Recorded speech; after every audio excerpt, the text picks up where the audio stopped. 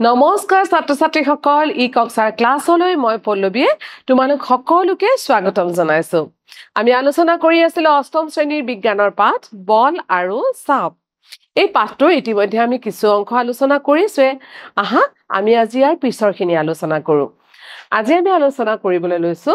স্থিতিবৈদ্যুতিক বল কি হয় এটা ক্ৰিয়াকলাপ ইয়াতে দিয়া আছে আমি প্ৰথমতে ক্ৰিয়াকলাপটোৰ পৰা আলোচনা কৰো নহয় জানো ইয়াতে দিয়া আছে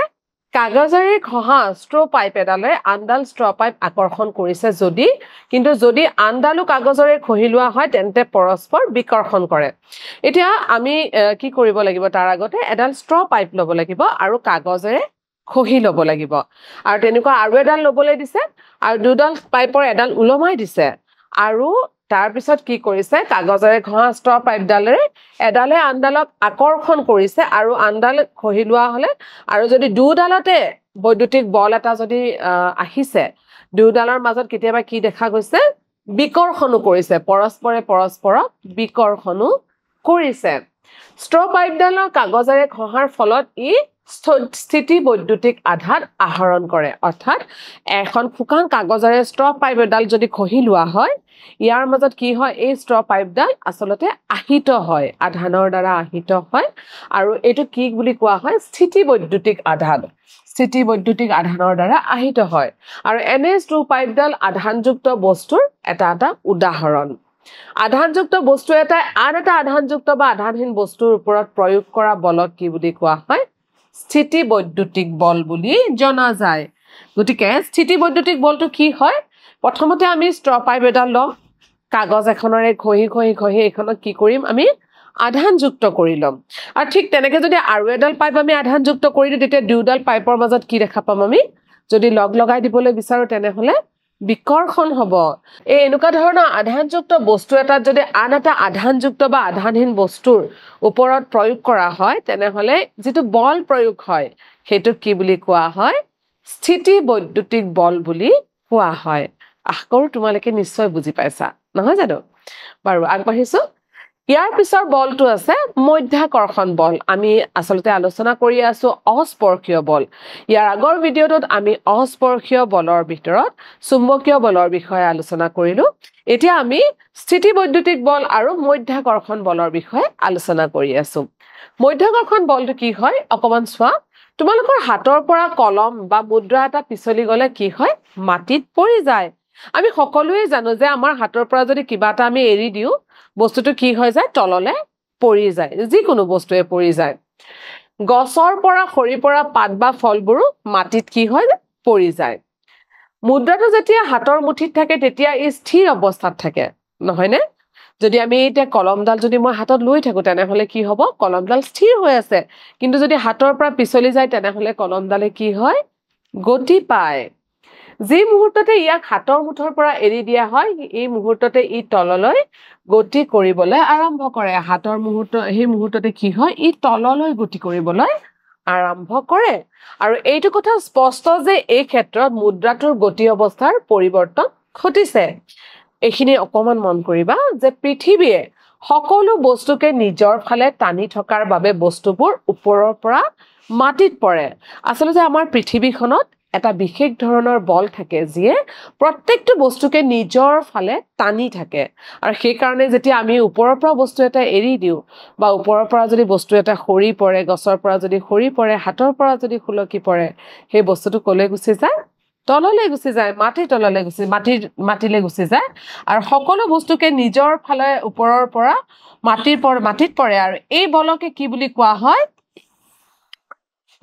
মধ্যাকৰ্ষণ বল বা চমুকৈ মধ্যাকৰ্ষণ বুলিও কোৱা হয় গতিকে মধ্যাকৰ্ষণ কাক কয় তোমালোকে নিশ্চয় বুজিছা যে পৃথিৱীখনত এনেকুৱা এটা বিশেষ বল আছে সেই বলটোৱে পৃথিৱীত থকা সকলো বস্তুকে নিজৰ গাৰ ফালে টানি থাকে আৰু সেই কাৰণে যেতিয়া বস্তু এটা আমি ওপৰৰ পৰা যদি এৰি দিও তেনেহলে কি হয় এই বলটোৰ প্ৰভাৱত বস্তুটো তললৈ গতি কৰে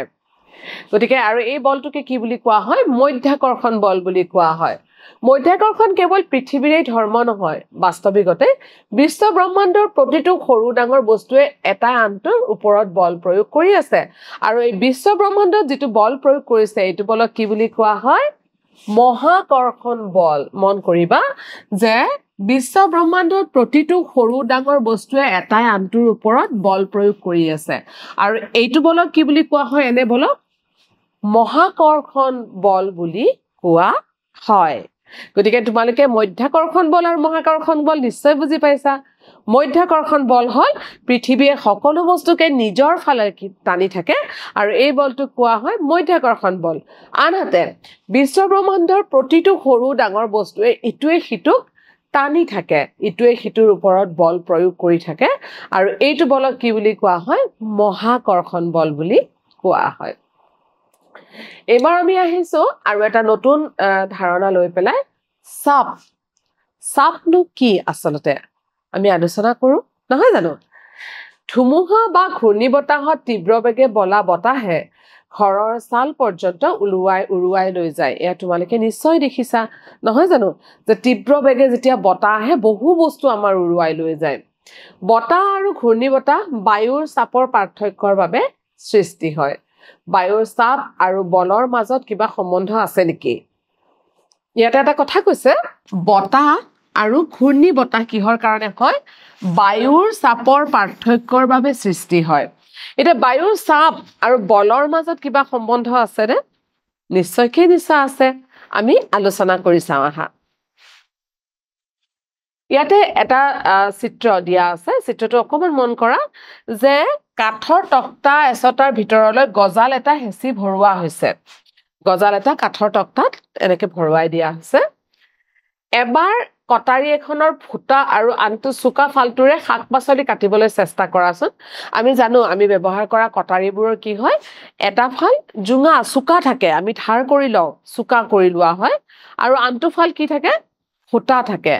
ইয়াতে কি কৰিবলৈ কৈছে এবাৰ ফুটা ফালটোৰে আৰু এবাৰ চুকা ফালটোৰে কটাৰীখনৰে কাটিবলৈ কৈছে আমি পাৰিমনে তোমালোকে বাৰু ক'ব পাৰিবানে কোনফালেৰে আমাৰ কাটিবলৈ সহজ হ'ব ফুটা ফালটোৰে আমি কাটিবলৈ সহজ হ'ব নে ধাৰ কৰি থোৱা চুকা ফালটোৰে আমাৰ কাটিবলৈ সহজ হ'ব আমি সকলোৱে জানো যে নিশ্চয়কৈ আমাৰ চুকা ফালটোৰে কাটিবলৈ সহজ হ'ব নহয় জানো কিয় হয় আমি আলোচনা কৰো আহা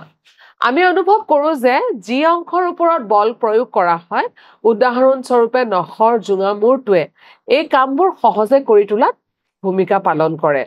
কোনো পৃষ্ঠৰ একক ক্ষেত্ৰৰ ওপৰত ক্ৰিয়াকলাপ বলকে কি বুলি কোৱা হয় চাপ বুলি কোৱা হয় গতিকে আমি আলোচনা কৰিলোৱে যে আমাৰ আসলতে কটাৰীখনৰ মিহি ফাল যেটো আমাৰ ধাৰ কৰি থোৱা চুকা ফাল থাকে সেইটোৰে আমাৰ কাটিবলৈ সুবিধা হয় কাৰণ কি হয় সেই ফালটোৰে আমি চাপ প্ৰয়োগ কৰিবলৈ সুবিধা হয় এটা চাপনো কি আমি চাওঁ আহা চাপ হল কোনো পৃষ্ঠৰ একক ক্ষেত্ৰফলৰ ওপৰত ক্ৰিয়া কৰা বলক চাপ বোলে একক ক্ষেত্ৰফলৰ ওপৰত কোনো পৃষ্ঠৰ একক ক্ষেত্ৰফলৰ ওপৰত যেটো আমি ক্ৰিয়া কৰো এইটোকে কওঁ চাপ আৰু ইয়াতে চাপ কেনেকৈ উলিয়াব পাৰি আমাৰ দেখুৱাই থোৱা আছে আমি কিছু উদাহৰণ লওঁ বলৰ মান একে থকা অৱস্থাত ক্ষেত্ৰফলৰ পৰিমাণ যিমানেই সৰু হ'ব চাপৰ পৰিমাণ সিমানেই ডাঙৰ হ'ব ইয়াতে অকমান কথাটো মন কৰা যে বলৰ মান একে থকা অৱস্থাত ক্ষেত্ৰফলৰ পৰিমাণ যিমানেই সৰু হ'ব চাপৰ মান সিমানেই ডাঙৰ হ'ব এটা গজালটোৰ কথা মন কৰাচোন গজালটো লৈ গজালৰ আমি জানো যে এটা ফুটা মূৰ থাকে এটা জুঙা মূৰ থাকে আমি বাৰু কাঠ ছটাত গজালটো সুমুৱাই দিবলৈ কোনটো মূৰ সহজ হ'ব জুঙা মূৰটো হ'ব নে ফুটা মূৰটো হ'ব আমি দুই ক্ষেত্ৰতেই যদি বল প্ৰয়োগ কৰো তেনেহলে আমি জুঙা মূৰটো সোনকালে সুমাব পাৰিম নহয় নে কিহৰ কাৰণে হয় কাৰণ ক্ষেত্ৰফলৰ পৰিমাণটো কি হৈ যায় ইয়াতে ক্ষেত্ৰফলৰ পৰিমাণটো সৰু হৈ যায় জুঙা হোৱাৰ লগে লগে ক্ষেত্ৰফলটো কি হয় কম হৈ যায় গতিকে যেতিয়া আমি কম এৰিয়া এটাত যেতিয়া বল প্ৰয়োগ কৰিম তাতে চাপটো কি হৈ যায় বেছি হৈ যায় একে ধৰণে কটাৰীখনৰ কথাও যদি আমি কওঁ কটাৰীখনৰ ফুটা মূৰটোতকে যদি আমি জুঙা অৰ্থাৎ ধাৰ থকা চুকা মূৰটো লওঁ তেনেহলে ক্ষেত্ৰফলৰ পৰিমাণটো যেটো অংশ আমি কাটিম ক্ষেত্ৰফলৰ পৰিমাণটো কি হ'ব কম হৈ যাব গতিকে বলটো যেতিয়া আমি একেটাই বল প্ৰয়োগ কৰিম চাপৰ পৰিমাণটো কি হৈ যাব বেছি হৈ যাব গজালৰ জোঙা মূৰটোৰ ক্ষেত্ৰফল ফুটা মূৰটোতকৈ যথেষ্ট কম সেয়ে একেটা বলে অধিক চাপ সৃষ্টি কৰি গজালৰ জোঙা মূৰটো কাঠত সুমুৱাই দিব পাৰি ইতিমধ্যে আমি এই কথাটো আলোচনা কৰিলোৱে সেইবাবে কান্ধৰ বহল বেগত বহল ষ্ট্ৰেপৰ ব্যৱস্থা কৰা হয় আৰু পাতল ষ্ট্ৰেপৰ ব্যৱস্থা কৰা নহয় যেতিয়া আমি কান্ধত লোৱা বেগবোৰত চাবো যেতিয়া যিডাল আমাৰ ফিটাডাল থাকে ষ্ট্ৰেপডাল থাকে হিডাল যদি বহল হয় তেনেহলে কি হয় আমাৰ চাপটো কম পৰে আৰু যদি আমি মিহি ফিটা লওঁ তেনেহলে কি হ'ব চাপটো বেছি পৰিব কাৰণ বলটো বেছি হৈ আছে আৰু ক্ষেত্ৰফলটো কি হৈ যাব আমাৰ কান্ধত কমি যাব এই স্তৰত আমি কেৱল সেইবোৰ বলৰ কথাহে বিবেচনা কৰিম যিবোৰ বলে চাপ নিৰ্ণয় কৰিবলৈ পৃষ্ঠত লম্বভাৱে ক্ৰিয়া কৰে ঠিক আছে এতিয়া ইয়াতে এটা চিত্ৰ দিয়া আছে বুজা কঢ়িওৱা এজন মজদুৰৰ চিত্ৰ এটা তোমালোকে নিশ্চয় ইয়াতে দেখিবলৈ পাইছা আৰু মন কৰা যে মজদুৰজনে যেতিয়া বুজা কঢ়িয়াই তেওঁৰ মূৰটোত কি কৰে এখন পাগুৰিৰ দৰে কাপোৰ এখন পাগুৰিৰ দৰে মেৰিয়াই লয় বুজা কঢ়িওৱা মজদুৰ এজনে মূৰত গধুৰ বুজা কঢ়িয়াওতে কাপোৰৰ ঘূৰণীয়া নুৰা এটা মূৰৰ ওপৰত লয় এনে কিয় কৰে তেওঁ এনে কৰি তেওঁ মূৰৰ ওপৰত বুজাটোৰ স্পৰ্শতলৰ ক্ষেত্ৰফল বৃদ্ধি কৰি লয় যদি ক্ষেত্ৰফল কমি যায় চাপটো বাঢ়ি যাব আৰু চাপটো বাঢ়িলে তেওঁৰ ডাঙিবলৈ অসুবিধা হ'ব কিন্তু যদি তেওঁ এৰিয়াটো ডাঙৰ কৰি লয় মূৰত যদি পাগুৰিখন মাৰি এৰিয়াটো ডাঙৰ কৰি লয় তেনেহলে কি হ'ব বলটোতো সমানেই প্ৰয়োগ হ'ব কিন্তু ক্ষেত্ৰফলটো ডাঙৰ হোৱাৰ কাৰণে চাপৰ পৰিমাণটো কমি যাব যাৰ ফলস্বৰূপে তেওঁৰ মূৰৰ ওপৰৰ বুজাটো দিয়া চাপৰ পৰিমাণ হ্ৰাস হয় আৰু তেওঁ সহজে বুজাবোৰ কি কৰে কঢ়িয়াই লৈ যাব পাৰে তোমালোকে নিশ্চয় এনেকুৱা ধৰণৰ বুজা কঢ়িওৱা লোক দেখিছা ট্ৰেইন ষ্টেচনত আমি বিশেষকৈ কুলিবোৰ দেখিবলৈ পাওঁ গতিকে তেওঁলোকে কেনে ধৰণে মূৰত টুপুলাটো বান্ধি লয় তোমালোকে অকমান মন কৰিবাচোন ঠিক আছে বাৰু এইবাৰ আমি আহিছো জুলীয়া আৰু গেছীয় পদাৰ্থৰ চাপ ইয়াতে পাত্ৰৰ তলিত পানীয়ে প্ৰয়োগ কৰা চাপ পাত্ৰৰ পানীৰ স্তম্ভৰ উচ্চতাৰ ওপৰতো নিৰ্ভৰ কৰে ইয়াতে দুডাল সুঙা আকৃতি দেখুৱা হৈছে দুটা সুঙা আকৃতিত পানী ভৰাই দিয়া হৈছে আৰু ইয়াতে বেলুন দুটা বান্ধি থোৱা হৈছে আৰু আমি দেখিছো যে ইয়াতে পানীৰ পৰিমাণ কম গতিকে বেলুনটো বেছিকে ফুলা নাই কিন্তু ইয়াতে পানীৰ পৰিমাণ বেছি অৰ্থাৎ কি হৈছে পানীৰ চাপটো বেছিকৈ পাইছে যাৰ কাৰণে এই বেলুনটো কি হৈছে ডাঙৰ হৈ গৈছে তাৰ পিছত ইয়াতে আমি একে ধৰণে দেখিছো পাত্ৰৰ বেলত জুলীয়া পদাৰ্থ চাপ প্ৰয়োগ কৰে ইয়াতে আমি বটলটোত ইয়াতে এটা বটল লোৱা হৈছে আৰু ইয়াতে এটা বেলুন এটা ৰাখা হৈছে যিমানে আমি পানী ভৰাম এই বেলুনটোৰ আকাৰটো কি হৈ যাব ডাঙৰ হৈ যাব অৰ্থাৎ পাত্ৰৰ বেৰত জুলীয়া পদাৰ্থ কিন্তু কি কৰে চাপ প্ৰয়োগ কৰে একে ধৰণে ইয়াতো আমি দেখুৱাব পাৰিছো যে একে গভীৰতাত জুলীয়া পদাৰ্থই একে চাপ প্ৰয়োগ কৰে এই কামটো তোমালোকে যেহেতু আমি এটা ক্লাছত আছো মই তোমালোকক দেখুৱাব পৰা নাই তোমালোকে কিন্তু কৰিও চাব পাৰা আমাৰ চাৰিওকাষে পানী খোৱা প্লাষ্টিকৰ বটল যেনিয়ে তেনিয়ে পৰি থাকে নহয় জানো তোমালোকে এটা বটল লবা আৰু একে ঠাইতে এই ধৰণে তিনিটা ফুটা কৰি চাবা আৰু তোমালোকে পানী দিলে পানীৰ চাপটো কিমান আহিছে তোমালোকে গম পাবা ইয়াৰ লগতে তোমালোকে আৰু এটা কৰিব পাৰিবা যে তোমালোকে এনেকুৱা ধৰণৰ বটল এটা লৈ তিনি ঠাইত ফুটা কৰিবা তিনিটা ঠাইত ফুটা কৰিবা আৰু পানী ঢালি দিবা বটলটোত আৰু তেতিয়া তোমালোকে গম পাবা যে কোনটো অংশত বেছিকৈ চাপ প্ৰয়োগ হৈছে তেতিয়া তোমালোকে কৰি চাবাচোন বাৰু দেই ঠিক আছে বাৰু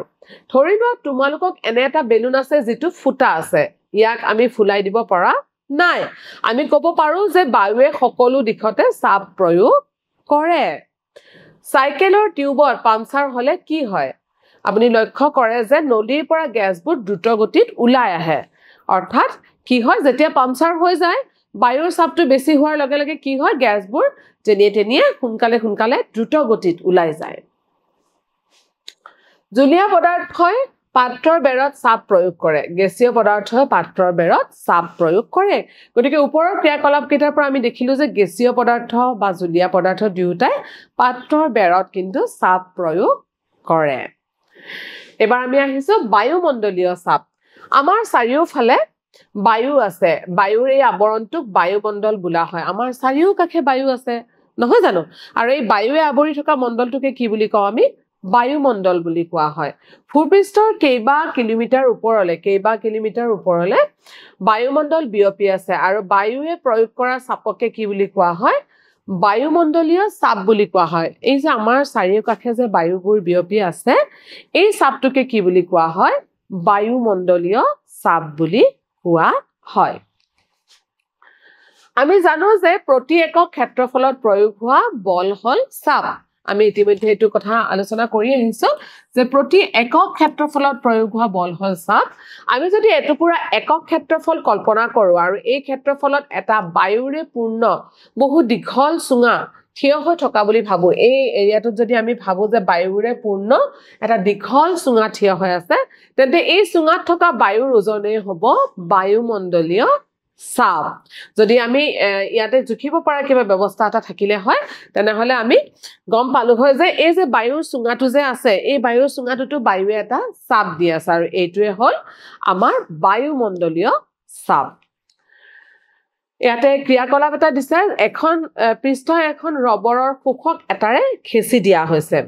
ইয়াতে এইটো এটা ৰবৰৰ শোষক আৰু এই পৃষ্ঠ এখনত কি কৰিছে লুটিয়াই লৈ ৰবৰৰ শোষকটোৰে হেচি দিয়া হৈছে আৰু যেতিয়া শোষকটো হেচি ধৰা হয় তেতিয়া ইয়াৰ বাতি আৰু পৃষ্ঠৰ মাজত অধিকাংশ বায়ু ওলাই যায়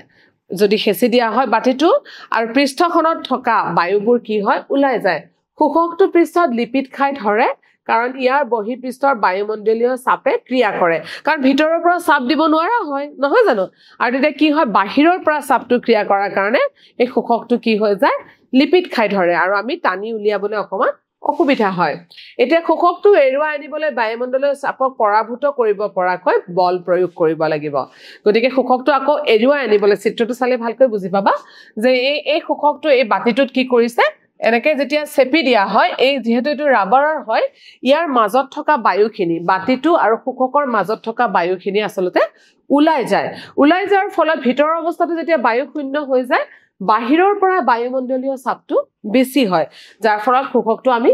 সহজে টানি উলিয়াব নোৱাৰো আৰু টানি উলিয়াব কেতিয়াবা পাৰিম যে যেটো চাপ ইয়াতে প্ৰয়োগ কৰা হৈছে বায়ুমণ্ডলীয় চাপ যেটো ইয়াতে প্ৰয়োগ কৰা হৈছে সেই চাপতকে যদি অধিক চাপেৰে আমি টানি দিও তেতিয়াহে শোষকটো কিন্তু ওলাই আহিব তুমি যেতিয়া শোষকটো খেচি ধৰা আৰু তেতিয়া ইয়াৰ বাতি আৰু পৃষ্ঠৰ মাজৰ অধিকাংশ বায়ু ওলাই যায় গতিকে এতিয়া শোষকটো এৰুৱাই আনিবলৈ বায়ুমণ্ডলৰ চাপক পৰাভূত কৰিব পৰাকৈ বল চাপ প্ৰয়োগ কৰিব লাগিব এই ক্ৰিয়াকলাপটোৰ পৰা বায়ুমণ্ডলৰ চাপৰ মান সম্বন্ধে এটা ধাৰণা পাব পাৰি বাস্তৱিকতে শোষকটো আৰু পৃষ্ঠখনৰ মাজৰ ঠাইখিনি সম্পূৰ্ণভাৱে বায়ুশূন্য হোৱা হলে মানুহে পৃষ্ঠখনৰ পৰা শোষকটো এৰুৱাব নোৱাৰিলেহেঁতেন অৰ্থাৎ কল্পনা কৰিব পাৰানে যে বায়ুমণ্ডলীয় চাপটো কিমান বেছি হ'ব পাৰে কিন্তু এই শোষকটোৰ মাজত কিছু সংখ্যক বায়ু থাকে কাৰণে আমি শোষকটো বাতিৰ পৰা এৰুৱাই লৈ আহিব পাৰো গতিকে প্ৰিয় ছাত্ৰ-ছাত্ৰীসকল আমাৰ আজি পাঠটো ইমানখিনিয়ে আছিল আশা কৰো তোমালোকে সকলোৱে বুজি পাইছা এতিয়া আমি আহিছো মূল্যায়নলৈ এতিয়া প্ৰথম প্ৰশ্নটো আছে পৃথিৱীয়ে সকলো বস্তুকে নিজৰ ফালে টানি থকাৰ বাবে বস্তুবোৰ ওপৰৰ পৰা মাটিত পৰে এতিয়া এই বলটো কি বল বুলি কোৱা হয় তোমালোকে ক'ব পাৰিবানে এই বলটোৱে হৈছে চুম্বকীয় বল মধ্যাকৰ্ষণ বল আৰু মহাকৰ্ষণ বল কোনটো হ'ব এটো হ'ব মধ্যাকৰ্ষণ বলৰ বাবে পৃথিৱীয়ে সকলো বস্তুক নিজৰ ফালে টানি আনিব পাৰে আৰু টানি থাকে কাৰণে বস্তু এটা কি হয় ওপৰৰ পৰা পেলাই দিলে মাটিত পৰি যায় দ্বিতীয় প্ৰশ্নটোলৈ গৈছো কোন পৃষ্ঠৰ একক ক্ষেত্ৰফলত ক্ৰিয়া কৰা বলক কি বুলি কোৱা হয় আমি ইতিমধ্যে পঢ়ি আহিলো এই একক বলক চাপ বুলি কোৱা হয় তৃতীয় প্ৰশ্নটোলৈ গৈছো বাস্তৱিকতে বিশ্ব ব্ৰহ্মাণ্ডৰ প্ৰতিটো সৰু ডাঙৰ বস্তুৱে এটাই আনটোৰ ওপৰত বল প্ৰয়োগ কৰি আছে আৰু এনে বলক মহাকৰ্ষণ বল বুলি কোৱা হয় আৰু এই উক্তিটো শুদ্ধ নে অশুদ্ধ নিশ্চয়কৈ শুদ্ধ এই বলক মহাকৰ্ষণ বল বুলি কোৱা হয় গতিকে প্ৰিয় ছাত্ৰ-ছাত্ৰীসকল আমাৰ আজিৰ ভিডিঅটোত আমি অস্পৰ্শীয় বলৰ দুটা বিশেষ বল স্থিতিবৈদ্যুতিক বলৰ বিষয়ে আমি পঢ়িলো আৰু আমি মধ্যাকৰ্ষণ বলৰ বিষয়ে পঢ়িলো ইয়াৰ লগতে আমি মহাকৰ্ষণ বলৰো কিছু ধাৰণা পালো লগতে আমি চাপ কি বায়ুমণ্ডলীয় চাপ কি এই বিষয়ে আমি কিছু কথা আলোচনা কৰিলো আশা কৰো তোমালোকে সকলোৱে বুজি পাইছা আমাৰ আজি পাঠটো ইমানখিনিয়ে আছিল মই অনুগ্ৰহ কৰিম তোমালোকে আকৌ এবাৰ এই পাঠটো সুন্দৰকৈ পঢ়িবা আৰু দৰকাৰী কথাবোৰ বহিত টুকি ৰাখিবা আজি পাঠটো আমি ইয়াতে সামৰিছো নমস্কাৰ